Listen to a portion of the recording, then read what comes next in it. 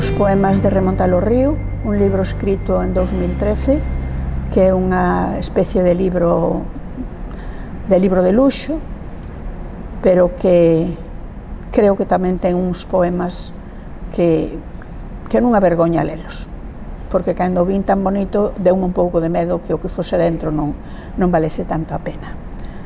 Primeiro poema, como se inicia a viaxe para remontar o río da vida. Inicia a viaxe, pero darás co río e xa na beira percibe o desexo do imposible e no val da memoria aparece o navío que te invita a iniciar esa aventura de volver cara arriba.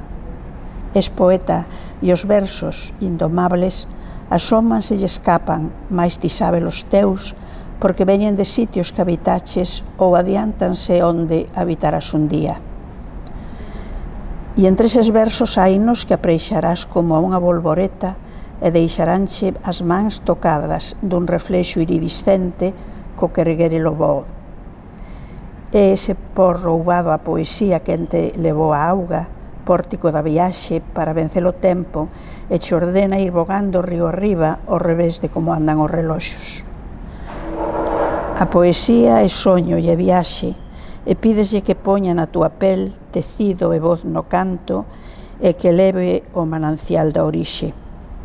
Unha vez confundida cos perfis enigmáticos do tempo, esa aventura é remontada e soño no que te vas buscando. Perdida xa nas augas, traspasará o espazo do don da lenedade e volverán cubrirte sensacións e agarimos que van saindo aos poucos das caixiñas dos gozos e dos medos, aquelas que gardaches na memoria a tarde en que soubeches da existencia da chuvia, das vaguas e a ventá.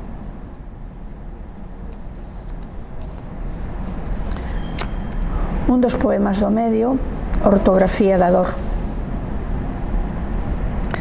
Doado é recordar que a dor escribe con ortografía aprendida nalgunha primavera iñantes de cantaren os paxaros. Eran as ameixeiras que andaban na flor, pintando esa paisaxe inxenua e limpa dun xardín xaponés. Saíra o sol detrás das chuvias todas e crevou o silencio que as abellas bailaban coas súas alas sonoras para que fecundasen a brancura. E daquela caeron entre os seus besvellos campás acompasadas como as pétalas que removen a brisa para avisar o mundo da morte daquel pai. Para el nunca tivera rostro.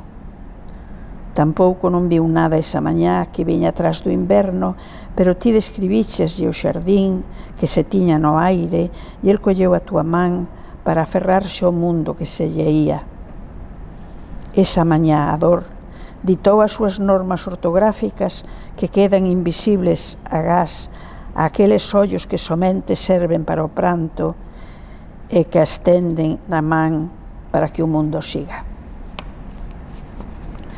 E como é unha viaxe, o normal é acabar coa final da viaxe.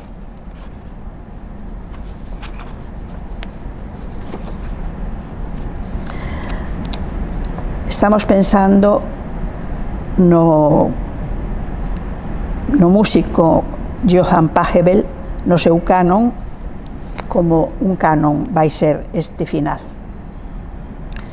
Ao empezar a viaxe, a vida era un ancano de aluvións, o que foron chegando melodías que adaptabas aos ritmos do teu corpo en armonía propia.